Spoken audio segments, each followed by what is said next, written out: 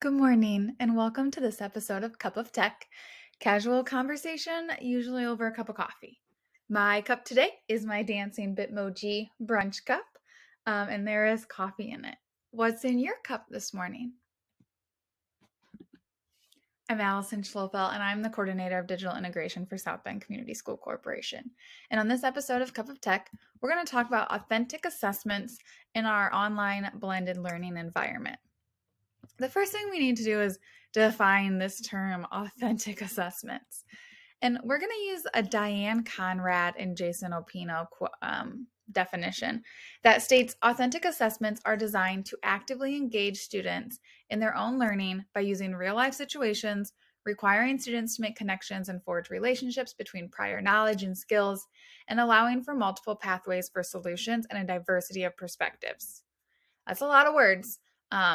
But in a nutshell, authentic assessments allow our students to use their knowledge and the skills they're learning in real life situations. And there's three types of assessments that we're going to talk about. The first is the assessment of learning. These are our traditional formative assessments that usually are used to assess where students are at the beginning, the middle, or an end of a lesson. Quizzes is a really great tool for this technology tool. We also have assessment as learning.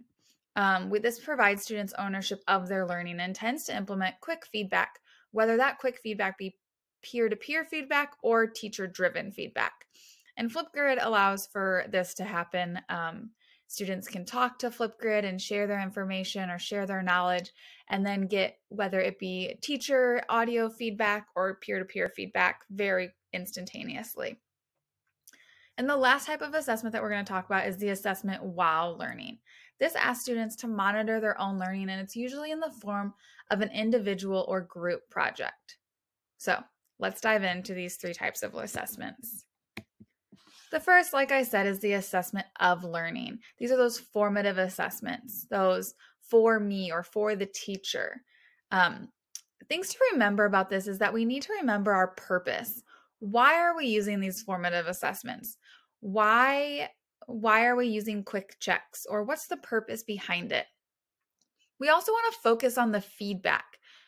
If it takes a long time to grade these formative assessments, or we don't ask students to look back on the feedback or the results, is it making growth? Is it allowing our students to grow and learn from their mistakes? We also, in the terms of an online or blended learning environment, we need to use our synchronous time intentionally. We can teach all of the things asynchronously, but how can we spend our synchronous time, our face-to-face time with them in an intentional, productive way? And then also, in terms of these formative assessments of learning, leverage your personal conversation with students, whether it's an email thread that you have going with them or a discussion post, or a direct message in Canvas or Google Classroom, but leverage those as a way to assess their learning. I show on here a picture of the Fast and the Curious Edu Protocol, and I am a huge Edu Protocol fan. But what this does is it utilizes the quizzes platform that I talked about earlier, and you have the students take a quiz, usually about something they don't know, and vocab works really well with these, or easy concepts. For example, I'm going to use sailboats as my example. So you put a picture of a sailboat up and they'd answer 10 questions or however many. And then you stop and you look at the feedback. You look at the data and then you teach right from there. 7 of you got this answer wrong. We're going to go over it. And then you test them again. You do the same thing on Tuesday. Same questions, everything. They miss the most missed questions. You teach it. You may use some devices to remember things, etc. Wednesday is the same.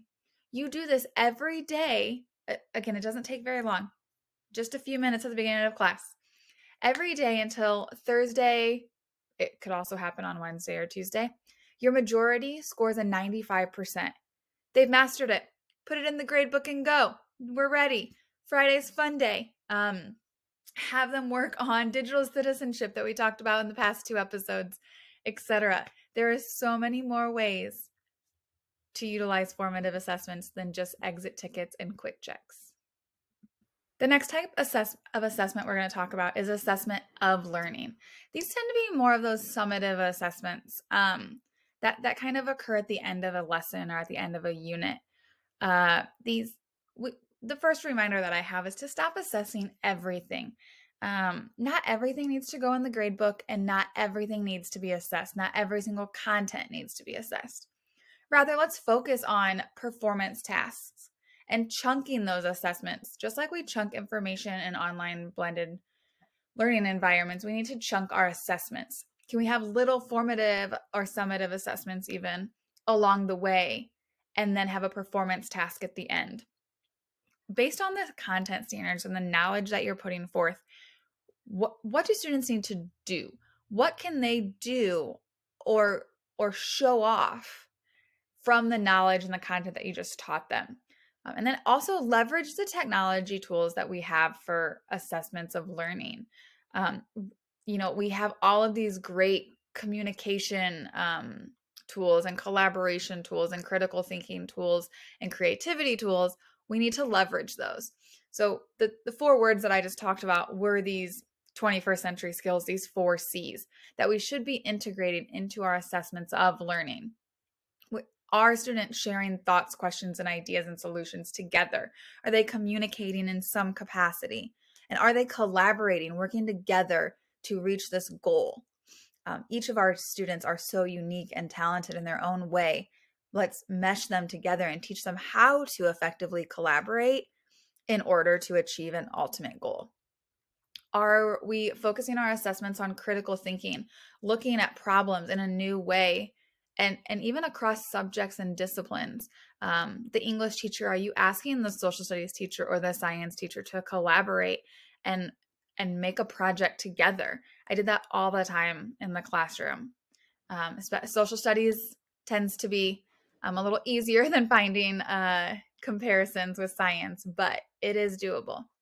And then creativity, allow your students to be creative.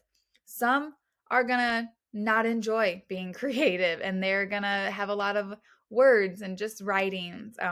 But some are going to do really great things using things like Google Slides or Powtoon or audio websites. Our students are so creative. So let's utilize these 21st century skills and use our content to teach them these 4 skills, and then allow them to show us through these performance tasks rather than multiple choice questions to assess of their learning. And lastly, we are going to talk about assessment while learning. This allows our students to monitor their own learning through project-based learning or portfolios or learning journals and reflections or badging and micro-credentials. If you're focusing on that project-based learning, I posted an image of the 7 essential elements. Is there a problem that students can solve? And then does it also require inquiry? Students researching different things. Is it authentic? Is it really something that could happen? Or is it really happening? Is there student voice and choice? Are they spending time reflecting and critiquing and revising? And then is there a public product? You can take public to mean whatever you would like, whether it is a public, a public as in your classroom public, or your school public, or your district public, or your city, or your state, or your whole world. You can put it on the internet, whatever public product you determine that to mean. I absolutely loved project-based learning. I did a lot of it with my English class, whether it was Genius Hour, where students worked on their research skills to research whatever they wanted, any passion they had. I had students do motors and engines, all the way to training dogs, all the way to creating their own game or online app. And then they presented that to our public, which was other classes and our administration and our superintendent and things like that. It was really great to see all the projects come together. We also utilized portfolios and learning journals and reflections through that. I had students also use a portfolio website called Seesaw for a poetry unit, and they kept all of their different poetries in this Seesaw website that then could be shared with their parents or whomever they chose as their public for that project. Lastly, badging and micro-credentials. You could create a badge or a micro-credential for each of your units, and by completing these 4 or 5 competencies, I mean, it could be any number of competencies, then they earn a badge. But the students are monitoring their learning as they are continuing throughout the unit or the chapter or the process. Again, these are all ways to focus on assessment while learning. So, thank you for watching this episode of Cup of Tech. You know where to find me, and as always, you can always find me on Twitter as well. And as always, I will throw out my credit for this beautiful presentation template, images, and fonts from Slidesmania, and I hope you have a great day.